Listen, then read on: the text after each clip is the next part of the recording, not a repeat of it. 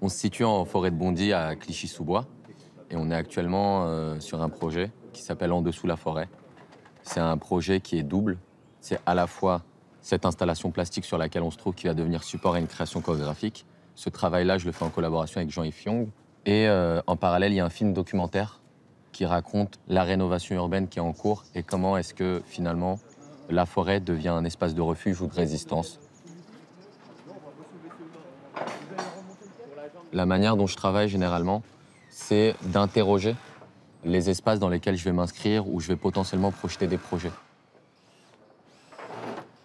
Je fais d'abord les choses par des envies ou des intuitions personnelles, mais la deuxième chose que je viens confronter avec cette envie, c'est la nécessité du projet. Si elle répond qu'à une envie personnelle, à un moment donné, ça va pas réussir parce que les intentions vont pas être bonnes. C'est est-ce que l'endroit dans lequel on s'inscrit nécessite ce projet ou non? Et pour ça, en fait, il faut du temps. Et la manière dont on s'est inscrit dans cette forêt, en fait, on s'est dit, avant même de produire ce qu'on est en train de faire là, la structure sur laquelle on se trouve, c'était de mettre en place un outil pour comprendre l'endroit dans lequel on s'inscrit. Donc on a construit une cabane. Et cette cabane, pour nous, c'était un laboratoire de recherche, c'était un observatoire, c'était un atelier, c'était un endroit de rencontre, un foyer qui se crée en forêt pour créer ce que j'appelle, moi, un espace de confiance. Et aujourd'hui, la gare du Grand Paris est en train d'être construite. Il y a l'arrivée du tramway qui s'est faite il y a 1 an et demi. Il y a des tours entières qui sont détruites. Il y a des immeubles qui poussent. Il y a des friches partout. Il y a des palissades de chantier. Il y a des grues. Et donc, construire cette cabane, à un moment donné, ça a été la possibilité de rencontrer ceux qui viennent, d'une certaine manière, échapper à cette réalité-là. Parce que la gare ou le tramway vont certes désenclaver le territoire, mais ça va aussi amener, et ça le fait déjà, de la pression foncière, de la pression immobilière. Avoir la cabane, ça nous a permis pendant 1 an et demi de rencontrer cette invisibilité-là et de la comprendre.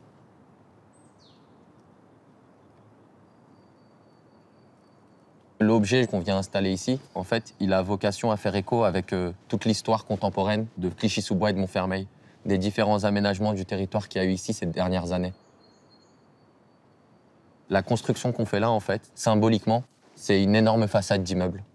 Elle s'appuie sur une trame orthonormée parce que c'est souvent le support de production premier des grandes barres d'immeubles. Et donc on a voulu rappeler ça sans être dans quelque chose de littéral. Cette construction vient amener des interrogations. Nous, on ne pose pas de constat, on vient soulever des enjeux.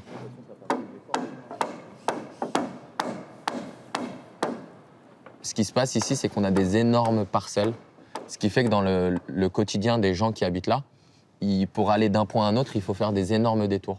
Donc il y a des personnes qui ont créé leur propre chemin. C'est-à-dire qu'on vient casser un parpaing sur 2 sur un mur d'enceinte, ça devient une échelle. Donc les collégiens passent par là pour aller plus vite à l'école.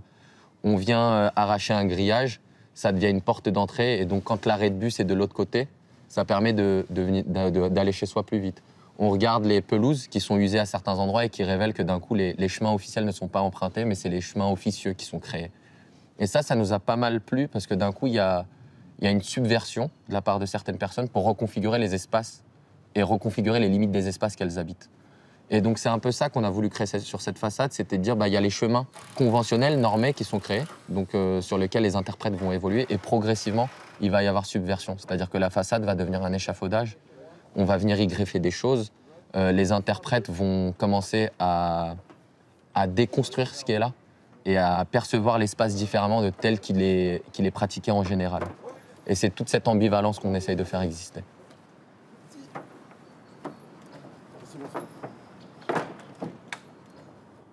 Je dois avouer que ça m'intéresse beaucoup de travailler dans des territoires qui sont abandonnés par les pouvoirs publics.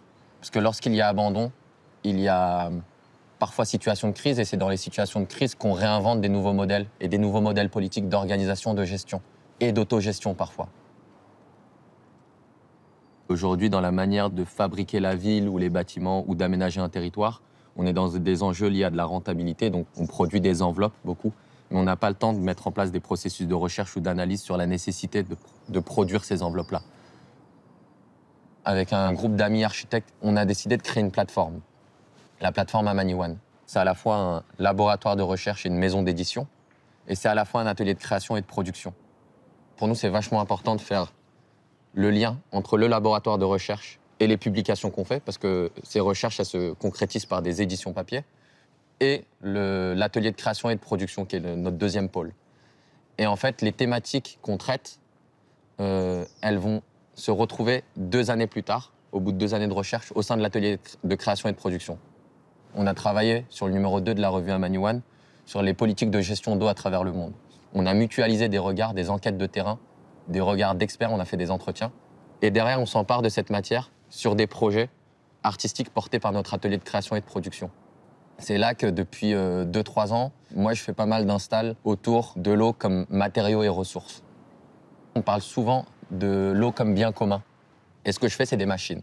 Je fais des installations qui sont mobiles, ludiques, qui bougent avec le courant de l'eau, qui bougent avec la force humaine, qui bougent avec le vent. Il y a des choses qui s'activent avec les énergies qui existent. Et donc on rend visible le mécanisme. Et dès qu'on rend visible le mécanisme, les gens comprennent comment ça marche et d'un coup ils s'emparent de la chose. Et là, on retrouve le bien commun.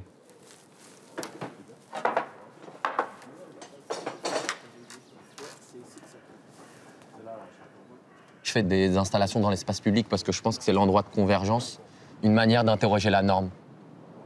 Je déjoue la norme, je la provoque.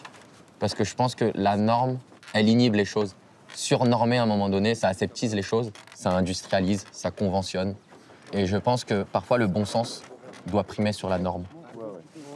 On soulage. Avancez. Ouais. Moi, je réponds pas à des commandes publiques sur des constructions de logements. C'est des structures plutôt d'art contemporain ou des structures culturelles qui viennent me solliciter pour constituer des cadres de collaboration. Finalement, ces objets architecturaux, je les produis dans un cadre qui est en dehors du cadre conventionnel de l'architecte.